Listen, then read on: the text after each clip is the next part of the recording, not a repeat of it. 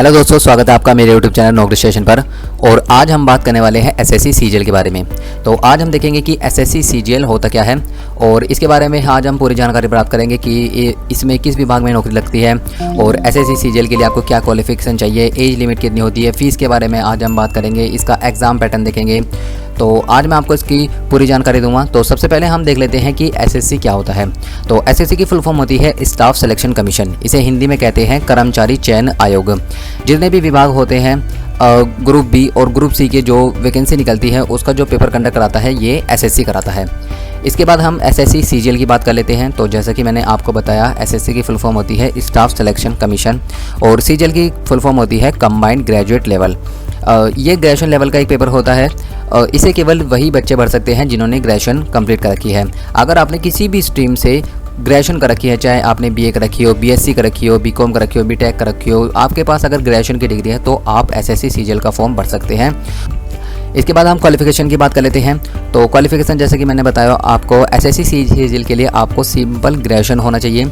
अगर आपके पास किसी भी स्ट्रीम से ग्रेजुएशन की डिग्री है तो आप एसएससी सीजीएल का फॉर्म भर सकते हैं। आगे हम एज लिमिट की बात कर लेते हैं। तो जो एज लिमिट होती है वो पोस्ट वाइज होती है, किसी में 18 से 27 साल होती है।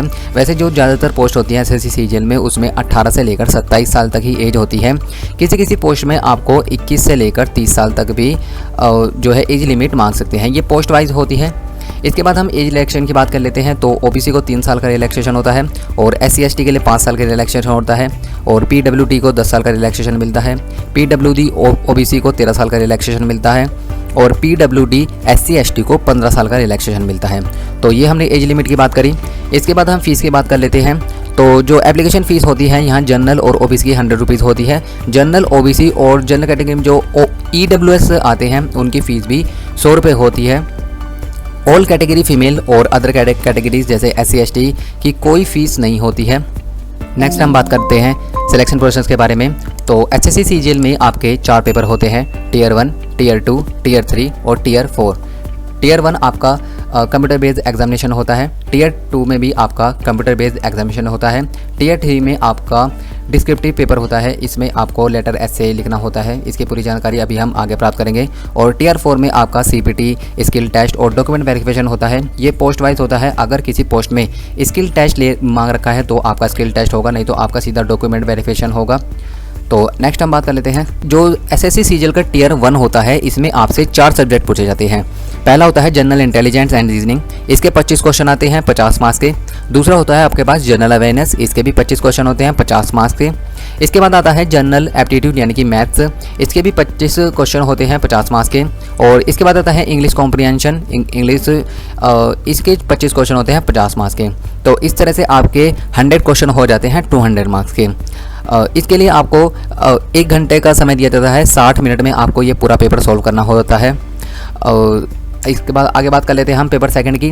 तो एसएससी सीजीएल टियर 2 का जो पेपर होता है इसमें 2 सब्जेक्ट पूछे जाते हैं, एक तो मैथ क्वांटिटेटिव एप्टीट्यूड और सेकंड होता है हमारे पास इंग्लिश। इंग्लिश जो मैथ होता है, मैथ के आपके 100 क्वेश्चन पूछे जाते हैं 200 मार्क्स के। इसके लिए आपको 2 घंटे का समय दिया जाता है। और दूसरा है हमारे पास इंग्लिश लैंग्वेज, इसके भी 200 क्वेश्चन होते हैं 200 मार्क्स के। इसके लिए आपको 2 घंटे का समय दिया जाता है। 2 घंटे 40 मिनट का समय उन बच्चों को दिया जाता है जो कि फिजिकली या मेंटली डिसेबल होते हैं, उनके लिए 2 घंटे 40 मिनट का समय रखा जाता है। इसके बाद हम टियर 3 की बात कर लेते हैं। जो टियर 3 होता है ये पेन एंड पेपर मोड होता है, मतलब डिस्क्रिप्टिव पेपर होता है। इसमें आपको एसे लेटर लिखना होता है, एप्लीकेशन लिखनी होती है। ये 100 मार्क्स का होता है। इसके लिए आपको 1 घंटे का समय दिया होता है। ठीक है, ये होती है हमारे पास टियर 3 की बात। इसके बाद आते हैं टियर 4 की बात। इसमें आपका सीपीटी, स्किल टेस्ट और डॉक्यूमेंट वेरिफिकेशन होता है। ये पोस्ट वाइज होता है। अगर किसी पोस्ट में आपसे स्किल टेस्ट मांग रखा है, जैसे टाइपिंग या कुछ और मांग रखा है, तो वो टियर 4 में होगा। नहीं तो जो अगर स्किल टेस्ट नहीं है तो आपका सीधा डॉक्यूमेंट वेरिफिकेशन होगा। इसके बाद आपकी फाइनल कट ऑफ लगती है जिससे कि आपका फाइनल सिलेक्शन तय होता है। इसके बाद हम एसएससी सीजीएल की पोस्ट की बात कर लेते हैं। तो हम कुछ पोस्ट को देख लेते हैं जो कि इंपॉर्टेंट मानी जाती है एसएससी सीजीएल में। वैसे तो एसएससी सीजीएल में बहुत सारी पोस्ट होती हैं। मैं एक सेपरेट वीडियो एसएससी सीजीएल की सभी पोस्ट के बारे में बना दूंगा। तो अगर आपने अभी तक चैनल को सब्सक्राइब नहीं करा है तो आप चैनल को सब्सक्राइब कर दीजिए और जो साइड में बेल का आइकन आ रहा है इसे भी प्रेस कर दीजिए ताकि आने वाली वीडियो को नोटिफिकेशन आपको सबसे पहले मिले। पोस्ट देख लेते हैं हम। तो सबसे पहली है हमारे पास assistant audit officer of Indian audit, यानी कि जो AA की पोस्ट होती है वो इसी में आती है। इसके बाद आती है इंटेलिजेंस ब्यूरो। इसके बाद आती है CSS यानी कि सेंट्रल सेक्रेटरी सर्विस। इसके बाद आती है मिनिस्ट्री ऑफ रेलवेज़ में भी आप काम कर सकते हैं SSC CGL के थ्रू लग के। मिनिस्ट्री ऑफ एक्सटर्नल अफेयर्स से भी लग सकते हैं। और इसके बाद एक हम assistant section officer, income tax inspector और income tax and central board of excise and custom, जो कस्टम इंस्पेक्टर होते हैं और इनकम टैक्स इंस्पेक्टर होते हैं। और CBI में सब इंस्पेक्टर इससे लगते हैं। ये देखिए यहाँ लिखा है असिस्टेंट सब इंस्पेक्टर इन CBI। इसके बाद हम देख लेते हैं यहाँ पर inspector in central narcotics bureau. इसके बाद आते हैं हमारे पास असिस्टेंट इंस्पेक्टर इन NIA, नेशनल इन्वेस्टिगेशन एजेंसी। तो ये कुछ हमारी इंपॉर्टेंट पोस्ट है SSC CGL की। तो आप देख सकते हैं कि कितने बड़े बड़े पद पर SSC CGL से आप काम कर सकते हैं। इसके बाद हम प्रमोशन देख लेते हैं। तो इनकम टैक्स इंस्पेक्टर का मैं आपको प्रमोशन बताऊंगा कि इनकम टैक्स इंस्पेक्टर का प्रमोशन कैसे कैसे होता है, कहां तक होता है। तो जो सबसे पहले आप SSC CGL के थ्रू लगते हैं वो लगते हैं इनकम टैक्स इंस्पेक्टर। इसके बाद 8 से 10 साल के बाद आपका प्रमोशन होता है इनकम टैक्स ऑफिसर पे। इसके बाद आप बनते हैं assistant commissioner of income tax. इसके बाद बनते हैं आप deputy commissioner of income tax. इसके बाद बनते हैं आप joint commissioner of income tax. यहाँ पर आप साल देख सकते हैं कि आपको कितने साल लग जाते हैं। वैसे ज़्यादातर जो आपका पहला प्रमोशन होता है वो 8 से 10 साल में होता है और बाकी आपके जो प्रमोशन होते हैं वो 4 साल से लेकर 6 साल तक के बीच में हो सकते हैं। इसके बाद जो आप लगते हैं ये लगते हैं additional commissioner of income tax. ठीक है, इसके बाद हम सैलरी की बात कर लेते हैं। तो जो SSC CGL में जो सैलरी मिलती है वो भी पोस्ट वाइज मिलती है। किसी में आपको 4600 ग्रेड पे के तहत मिलता है वेतन और किसी में आपको 4200 ग्रेड पे के तहत मिलता है। तो मैं आपको 4600 ग्रेड पे के तहत बताऊंगा। तो 4600 ग्रेड पे में आपकी जो सैलरी बनती है ये बनती है 44,900। 4800 ग्रेड पे में बनती है 47,000 रुपये।